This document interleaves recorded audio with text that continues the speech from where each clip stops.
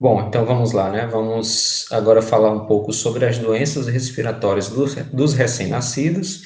E para a gente entender melhor como funcionam os mecanismos, né, dessas doenças, é importante que a gente saiba como é que acontece inicialmente a formação dos pulmões, tá certo? Então, o desenvolvimento pulmonar é importante para a gente entender como é que funciona mais ou menos essas doenças. E aí o desenvolvimento pulmonar, ele vai compreender, digamos assim, duas fases essenciais.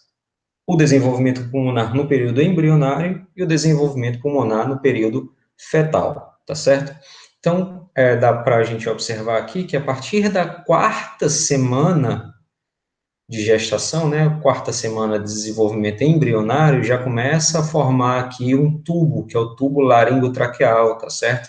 E aí ele vai se desenvolvendo, vai se bifurcando, formando os brotos traqueais, que vão se alongando, e aí no final da oitava semana, estou passando rápido porque esse não é o objetivo da aula de hoje, né, falar detalhado sobre embriologia, mas no final, começa na quarta semana, e no final da oitava semana a gente já tem os digamos, mini pulmões formados aí, né, com o lobo superior, médio e inferior no pulmão direito, no esquerdo, lobo superior e lobo inferior, tá certo?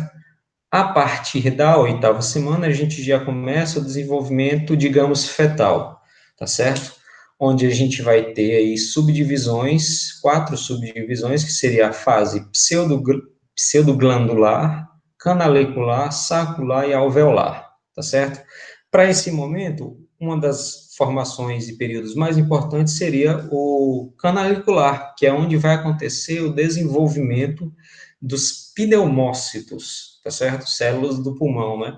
Então, existe o pneumócito tipo 1 e o pneumócito tipo 2. O pneumócito tipo 2, a importância dele está relacionada com o quê? Está relacionada com a produção de um líquido importantíssimo, tá certo? De composição lipídica e de fosfolipídios, que é o surfactante. O surfactante é um líquido importante porque ele vai diminuir a tensão superficial provocada, que provocaria o colabamento dos alvéolos pulmonares, tá certo? Então, os nossos alvéolos, eles não colabam porque a gente tem um líquido chamado surfactante que ele diminui essa tensão superficial, ok? Tudo bem, então dá para a gente perceber aqui que essas células, elas são produzidas, né, da 17ª até a 26ª semana, ok? Mas digamos que o pneumócito tipo 2, ele vai começar realmente a sua produção mais efetiva a partir da 26ª semana em diante, até mais ou menos a 36ª semana, certo? Então, a gente pode dizer que da 27ª à 36ª semana a gente tem a produção efetiva e gradativa, né, do surfactante, tá certo? Traduzindo, um recém-nascido vai ter muita dificuldade de sobreviver se ele nascer e ainda estiver na fase canalicular, a não ser que ele esteja já no finalzinho da fase canalicular, que é onde ele já tem um suporte adequado para receber surfactante exógeno, digamos assim, tá certo? Antes desse período não tem como, porque a estrutura do pulmão dele não está preparada para receber o surfactante, certo? Muito bem. Então, continuando aqui. Já que a gente vai falar das doenças respiratórias do recém-nascido, é importante que a gente saiba sobre o boletim de Silverman-Anderson. Na verdade, é uma escala, tá certo? De parâmetros que servem para diagnosticar o grau de desconforto respiratório do recém-nascido, tá bom? O recém-nascido ele vai estar com desconforto respiratório, e aí eu vou fazer o boletim de Silverman-Anderson para saber o grau de desconforto que ele tem, ok? E aí a gente pode usar como parâmetros a retração intercostal, certo? Superior ou inferior, a retração do xifoide, a retração, aliás, os batimentos de asa nasal, ou de aletas nasais, e o gemido expiratório. Dependendo do grau aqui, eu vou dar uma pontuação de 0, 1 ou 2 para cada um desses parâmetros, tá certo? Então, por exemplo, o bebê que está com um gemido expiratório audível sem o estetoscópio, ele está bem aqui, ó. Já está uma fase um pouco mais crítica, né? Então, vou dar 2 pontos para ele, ok? Se os batimentos de asa nasal forem bem marcantes, né?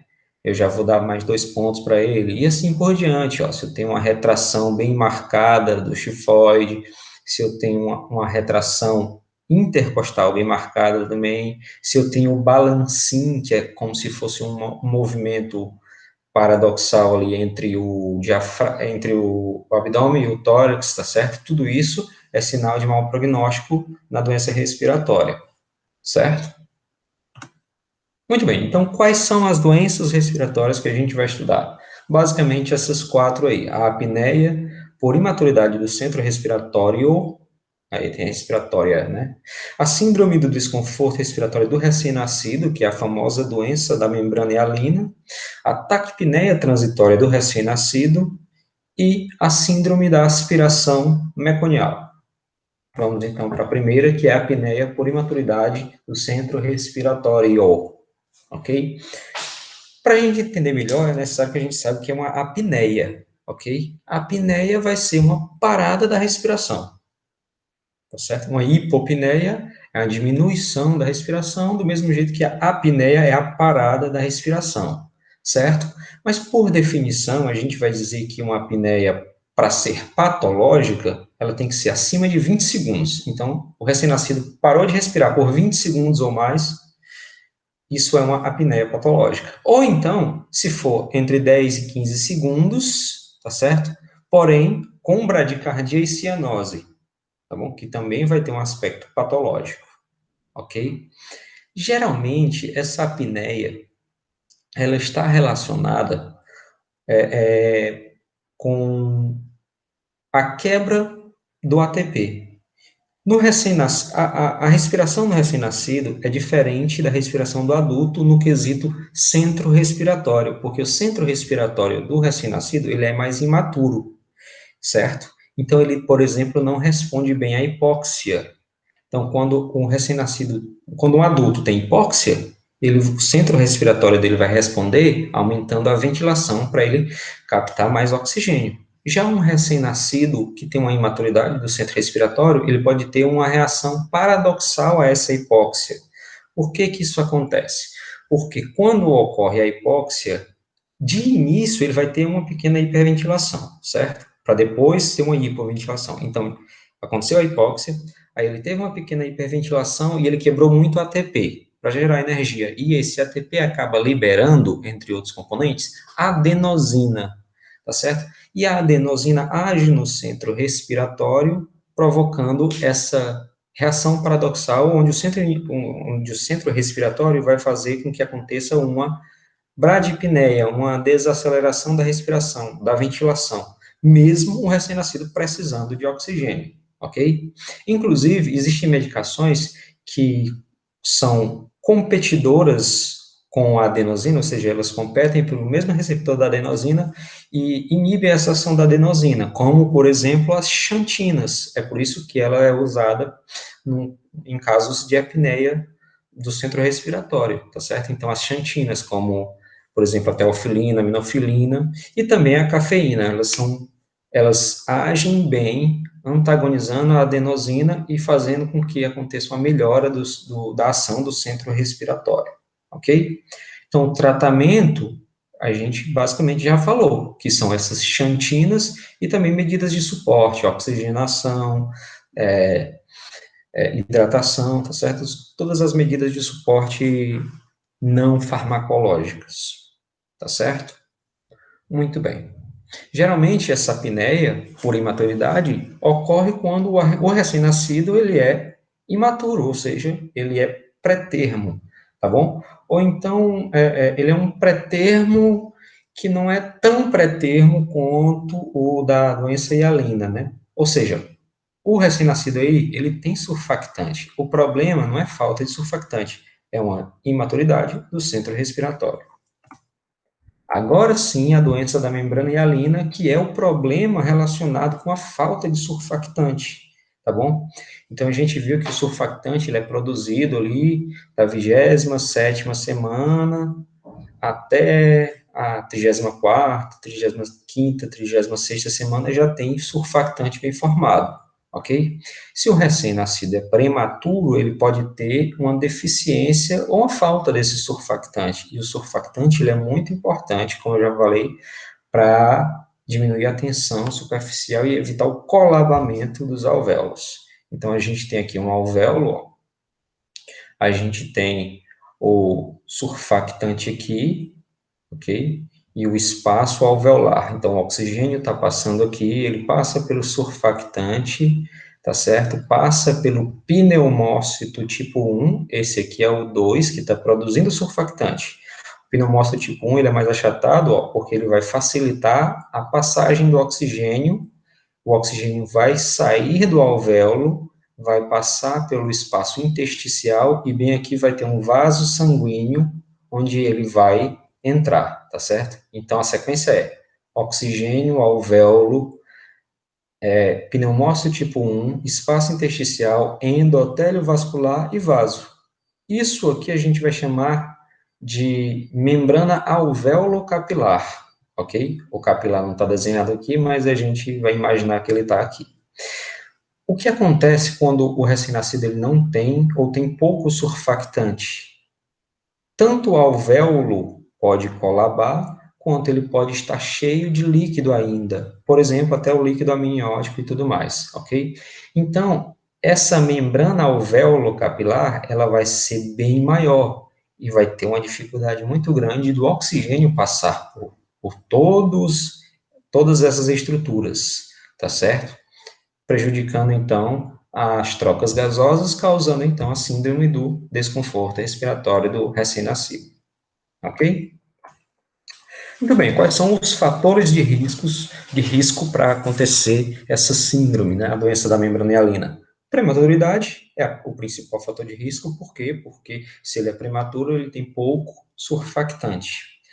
Asfixia perinatal, mãe diabética, sexo masculino, parto cesáreo, são todos fatores de risco para eu ter pouco surfactante. Porque vamos imaginar o seguinte, eu tenho ali uma asfixia perinatal, ou então eu tenho uma mãe diabética. Se a mãe é diabética, ela vai passar, e se ela for descompensada, ela vai passar muita glicose para o feto.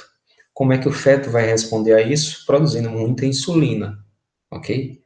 E a insulina, ela é um componente que ela antagoniza a ação dos corticoides para a produção de surfactante. O surfactante, ele vai ser produzido com a ajuda de corticoides. A insulina atrapalha essa ação, tá certo? Então, filhos de mãe diabética geralmente podem ter uma deficiência na produção de surfactante. Existem fatores protetores, eu coloquei entre aspas, né, porque, por exemplo, se eu tenho um retardo do crescimento intrauterino, não é bem um fator protetor, né? Mas se você parar para observar, todos esses fatores, eles geram um certo grau de estresse no feto, ok? Uma ruptura prolongada de membranas, um parto vaginal, uma desnutrição intrauterina, e esses fatores que geram estresse acabam aumentando a produção de um hormônio, os corticoides, certo? E o corticoide, ele é um hormônio contra-insulínico. Então, se a insulina atrapalha a produção de surfactante, o corticoide atrapalha a produção de insulina, que consequentemente melhora a produção de surfactante. Ou, além disso, mães que usaram, no período gestacional, os glicocorticoides, né? Por indicação médica, como, por exemplo, a betametasona. E o diagnóstico, né? O diagnóstico ele vai ser clínico, laboratorial e radiológico. Essa síndrome, ela acontece nas primeiras 24 horas, né? Porque se o recém-nascido ele nasce com pouco surfactante, ele vai começar a ter as primeiras manifestações de desconforto respiratório nas primeiras horas, ok? Que vai cursar com taquipneia. Uma taquipneia num recém-nascido é sempre quando a frequência respiratória estiver acima de 60 incursões respiratórias por minuto, ok? o esforço respiratório moderado a grave, a retração subcostal, batimentos de aletas nasais, ou seja, basicamente a gente tem os parâmetros aí do boletim de Silverman-Anderson, certo? O diagnóstico radiológico. Existem basicamente dois achados radiológicos muito sugestivos de doença da membrana hialina, que é o infiltrado retículo granular fino, tá certo? E os broncogramas aéreos. E o diagnóstico laboratorial, a gente pode fazer uma gasometria arterial, que vai evidenciar uma hipoxemia, ok? E essa hipoxemia, ela pode estar associada ao aumento da pressão de gás carbônico, e esse aumento da pressão de gás carbônico acaba gerando uma acidose respiratória, certo? Qual seria o tratamento? Primeiro, os cuidados gerais, tá certo? Controle da temperatura, a hidratação é importante, tá certo? A oxigenoterapia, né, para deixar os níveis de PO2, ó, entre 50 e 70, o que vai gerar uma saturação acima de 90% de oxigênio, tá certo? Eu posso dar um CPAP, né, uma pressão positiva contínua das vias aéreas, para poder essa pressão evitar o colabamento dos alvéolos, não é? E dependendo também do grau de desconforto, né, eu posso utilizar o surfactante exógeno, tá certo? Existe até um protocolo, que é o protocolo INSURE, que é intubar, fazer surfactante, depois extubar para fazer o CPAP, ok? Geralmente isso aí é mais em prematuros mesmo, prematuros mais precoces, desculpe, mais tardios.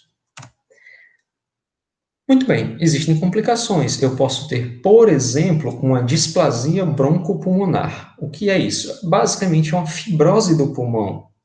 O pulmão, ele está sofrendo muito, tá certo? Ele está sofrendo aqui, ó, barotrauma e volutrauma, ou seja, ele tá, o recém-nascido está recebendo muito oxigênio. Isso gera um barotrauma. E ele está recebendo muito volume de ar para evitar o colabamento dos alvéolos. Então, ele está sofrendo um volutrauma, ok? É necessário? É, mas acaba, a longo prazo, formando traumas. E esses traumas geram reações inflamatórias que produzem citocinas, que liberam radicais livres. E isso tudo vai fazer com que eu tenha, por exemplo, uma agressão nas minhas vias aéreas, e essa agressão, ela pode, que também leva à inflamação, que pode levar à produção de fibroblastos, que pode levar a uma regeneração ineficaz, né, uma, entre aspas, cicatrização, e isso acaba gerando fibrose no pulmão, ok? E a gente percebe isso quando o recém-nascido, ele cada vez mais vai precisando de oxigênio, a, geralmente ele vai precisar de oxigênio por mais de 28 dias, né? Um quadro que era para se resolver, por exemplo, em menos de uma semana, né? Então, se ele está com uma complicação dessa, ele vai precisar de mais oxigênio à medida que vai passando o tempo, certo? Então, o tratamento aqui básico vai ser o suporte nutricional, a hidratação. Aí eu vou ter muita congestão pulmonar, eu vou ter muito líquido intersticial, tá certo? Eu posso usar o diurético para tentar aliviar isso, para poder fazer a redução desse líquido, e eu vou usar os beta-agonistas para poder promover uma broncodilatação, tá certo? Como, por exemplo, um salbutamol, fenoterol. Próxima doença, então, é a taquipneia transitória do recém-nascido, que é uma condição, digamos, mais benigna, ok? A taquipneia do recém-nascido acontece geralmente por intercorrências no parto. Então, o recém-nascido, ele nasceu, digamos, a termo ou bem próximo do termo, tá certo? Ou seja, ele já tem surfactante suficiente, ele já tem o seu centro respiratório bem definido, porém, digamos que ele nasceu de uma cesárea sem trabalho de parto, uma cesárea eletiva, a mulher não entrou em trabalho de parto e ele nasceu de cesárea. Geralmente, os mecanismos do parto favorecem com que o recém-nascido venha a expelir líquido que está no pulmão ainda, né? O pulmão, ele está cheio de líquido ainda na vida intrauterina, então ele tem que expulsar esse líquido. Uma parte vai ser reabsorvida pelos vasos, vai sair na urina, outra parte vai ser expulsa na hora da contração uterina. Acontece a contração uterina, ele vai contrair ali o diafragma do bebê e ele vai acabar expelindo esse líquido. Quando não tem trabalho de parto, né, numa cesárea eletiva, por exemplo, ele não tem como expelir esse líquido acaba gerando um desconforto respiratório, né, que vai cursar basicamente com o aumento da frequência respiratória, a taquipneia. E a taquipneia vai ser transitória porque em pouco tempo ela vai acabar se resolvendo. Eu vou basicamente ter que fazer o quê? Ter que fazer um tratamento de suporte com oxigênio, uma fração inspirada de oxigênio aí de menos de 40%. Tá certo? Quais são os achados radiológicos? Eu vou ter uma diminuição da transparência pulmonar, tá certo? Eu vou ter um líquido ali pulmonar. Posso ter até uma discreta cardiomegalia, tá certo? As cisuras podem estar espessadas e podem até causar um certo grau de derrame cisural, ok? Vou ter uma hipeaeração com um diafragma achatado. O diafragma aí é mais achatado por conta não de uma hiperinsuflação, mas também por conta de uma quantidade exagerada de líquido, né, que vai acabar pesando ali no diafragma e tudo mais. Ok? Próximo. A síndrome da aspiração meconial. Bom, o mecônio é um líquido estéril, na verdade é uma pasta estéril ali, tá certo? Composta por líquido amniótico, composta por debris celulares, composta por vernix caseoso e vários outros componentes, células epiteliais descamadas do próprio intestino, ok? Que estão contidas lá no trato gastrointestinal do feto. Ele não sai, o feto não defeca no útero da mãe, ok? Ele só urina, né? A urina é o líquido amniótico, ele vai urinando, deglutindo, urinando de novo e produzindo o líquido amniótico ali, ok? O problema é quando acontece uma hipoxemia, que pode ser aguda ou crônica, tá certo? Quando ocorre uma hipoxemia, eu vou ter um fenômeno chamado centralização. O que é isso? É quando o organismo fetal dá prioridade aos órgãos nobres. E neste momento da vida intrauterina, os órgãos nobres são cérebro, coração e adrenais, ok? Então, ele vai fazer a centralização entre esses órgãos, ou seja, ele vai priorizar mandar sangue para esses três órgãos. Então, perceba que o intestino, nesse momento, ele não vai ser considerado um órgão nobre, tá certo? Então, quando eu tenho uma centralização, eu acabo liberando o intestino. E aí, o intestino, quando é liberado, ele vai liberar o mecônio, lá no líquido amniótico, tá certo? Isso geralmente acontece não em prematuros, é mais um pós-datismo, tá certo? Ele passou da data do nascimento, né? Quando a placenta já está mais envelhecida, mais calcificada, diminui o aporte de oxigênio, aí o bebê faz a centralização, acontece a saída do mecônio. E aí o bebê, ele está fazendo movimentos respiratórios ali, né? Mesmo que ele não esteja, digamos, respirando bem pelo pulmão, né? Ele está recebendo oxigênio pelo cordão umbilical, mas ele está fazendo os movimentos e ele pode acabar aspirando o mecônio, inclusive também no momento do parto, ele pode acabar aspirando esse líquido meconial, tá certo? Então, quais são as consequências deste líquido meconial, desse mecônio lá nos pulmões do bebê? Ele pode fazer uma pneumonite química pelo próprio líquido em si, ele pode fazer um aprisionamento aéreo por um mecanismo valvar, aquela rolha de mecônio passa ali pelo brônquio, pelo bronquíolo, aí para voltar ele não consegue, então ele age como uma válvula impedindo que ele volte, tá certo? E o ar vai acabar sendo aprisionado ali. E o ar sendo aprisionado, ele entra e não sai, e vai acabar acontecendo um enfisema, tá certo? Esse enfisema por conta do aprisionamento aéreo, tá bom? Em outras regiões, ele pode gerar uma atelectasia, ele pode, por exemplo, inativar o surfactante. Aí ele inativa o surfactante e gera uma atelectasia, certo? Os alvéolos colabam. Eu posso ter, se não tem nada chegando ali porque o alvéolo está colabado, o vaso sanguíneo que está passando aqui perto do alvéolo, ele não está recebendo oxigênio, vai acontecer uma vasoconstricção para poder redirecionar esse sangue para algum outro local que esteja recebendo oxigênio. Esse processo a gente vai chamar de shunt, ok? Então está acontecendo muito shunt. Se está acontecendo muito shunt, eu vou tendo um retorno de sangue ali pela artéria pulmonar. E eu vou acabar aumentando a possibilidade de eu ter uma hipertensão arterial pulmonar persistente nesse caso. Tá certo? Então, por exemplo, uma consequência mais grave da síndrome da aspiração meconial é a hipertensão arterial pulmonar persistente. Ok? Como vai ser o diagnóstico? Pode ser clínico, radiológico, tá certo? Aqueles fatores todos que eu falei, o pós-datismo, né?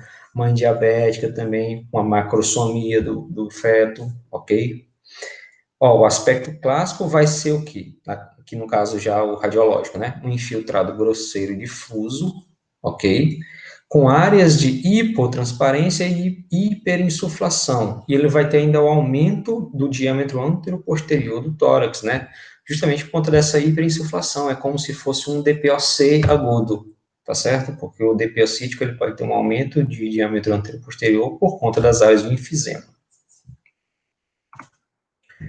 O tratamento vão ser os cuidados gerais, eu vou precisar de oxigenação, eu vou fazer ventilação. Antigamente, né, achava-se que fazer a aspiração do mecônio lá, o obstetra mesmo fazendo a aspiração do mecônio, ou então o próprio pediatra, fazendo essa aspiração, daria um resultado melhor, mas a gente já viu que não muda muito o prognóstico, ok? Então é melhor seguir com os cuidados gerais.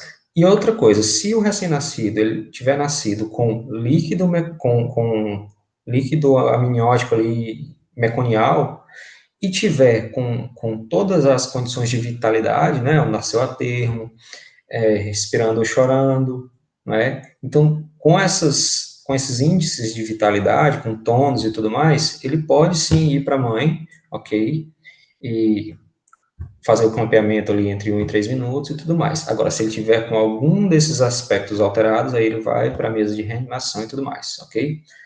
Cuidados gerais, oxigenação, ventilação. Nesse caso, eu não vou conseguir distinguir o momento em que ele pode ter, por exemplo, uma infecção, tá certo? Então, eu vou acabar fazendo uma antibiótico terapia também, porque pode ser que ele esteja com uma infecção ali, que geralmente vai ser uma ampicilina mais gentamicina, né? E eu posso utilizar surfactante, já que o mecônio está inativando o surfactante, ok? Bom, então, basicamente era isso, certo?